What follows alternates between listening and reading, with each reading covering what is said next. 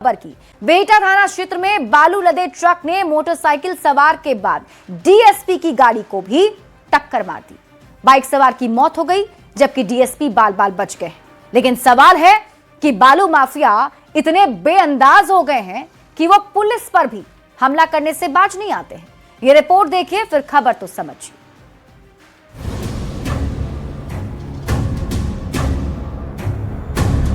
तस्वीर देखिए, ये कोई सामान्य रोड एक्सीडेंट नहीं है बल्कि सीधे सीधे पुलिस को दी गई बालू माफिया की चुनौती है। तस्वीरें बिहार की राजधानी पटना से सटे बिहटा की है। बिहटा के इलाके में बालू माफिया कितने बेखौफ हो चुके हैं वो जरा देखिए। बालू लदे इस ट्रक ने मोटरसाइकिल सवार को कुचल दिया और जब दानापुर डीएसपी 2 अमरेंद्र कुमार झा ने ट्रक का पीछा किया तो ट्रक ने डीएसपी की गाड़ी को भी टक्कर मार दी।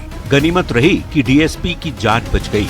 पुलिस ने ट्रक को तो जब्त कर लिया है लेकिन ड्राइवर मौके से फरार हो गया। तो कार्रवाई की जाएगी, हम एक बार बात करते हैं डीएसपी साहब। बिहटा में बालू माफिया ने जिस ढंग से पुलिस को खुली चुनौती दी है उसकी आंच राजनीतिक हलके में भी सुनाई पड़ रही है। बालू माफिया से दलाली करके पुलिस वाले महंगी गाड़ियां खरीदेंगे और फ्लैट खरीदेंगे और आपको ये लग रहा है कि बालू माफिया में पुलिस का खौफ होगा। विपक्ष के नेता घटना के बहाने सरकार पर निशाना साध रहे हैं। एक बार समाप्त हो गया, सरकार कहीं से विकास करती हुई नहीं दिख रही है।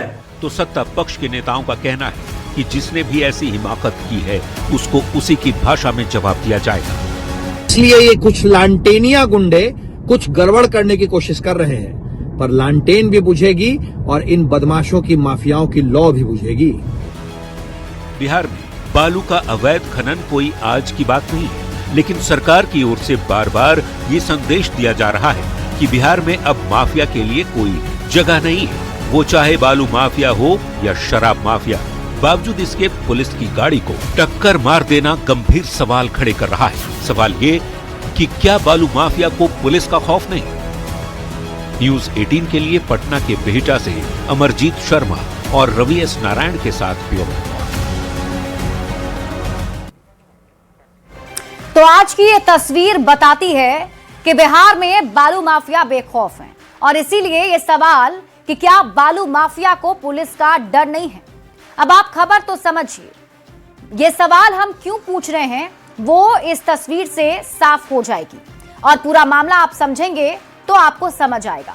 ये सवाल क्यों उठ रहा है वो समझिए। बालू लदे ट्रक ने बाइक सवार को रौंद दिया। दानापुर डीएसपी 2 ने ट्रक का पीछा करना शुरू किया लेकिन ट्रक ड्राइवर ने डीएसपी की गाड़ी को भी टक्कर मार दी। डीएसपी की गाड़ी क्षतिग्रस्त हो गई है। अच्छी बात यह रही कि डीएसपी इसमें सुरक्षित है। अगर बालू माफिया पुलिस पर हमला कर दे तो सवाल उठेंगे और ऐसे में सवालों के जरिए अब आप खबर को समझिए। सवाल ये, बालू माफिया को पुलिस का खौफ नहीं है। सवाल ये कि पुलिस को सीधी चुनौती दे रहे हैं बालू माफिया। सवाल ये भी पूछे जाएंगे कि पुलिस से क्यों नहीं डरते हैं बालू माफिया। तो बालू माफिया को पुलिस का खौफ क्यों नहीं है जो आरोप लगते हैं, अब आप ये भी समझिए। देखिए, आरोप है कि पुलिस की मिली भगत से ही ये पूरा अवैध धंधा चलता है। बालू का खनन और पुलिस के अधिकारियों को पैसा देते हैं बालू माफिया। पैसे खिलाकर धड़ल्ले से बालू का अवैध खनन करते हैं ये माफिया। तो जिनको पैसे खिलाते हैं उनसे डर कैसा होगा, आप इसी से अंदाजा लगा सकते हैं कि जो मिली भगत के साथ काम चल रहा है, जहां ये माफिया पैसे देकर अपना काम करवा लेते हैं, तो आखिर उनसे डरने की जरूरत क्या है। और ये साफ साफ आज दिख भी रहा था कि किस तरीके से यहां पर डीएसपी की गाड़ी को क्षतिग्रस्त कर दिया गया। और इसी के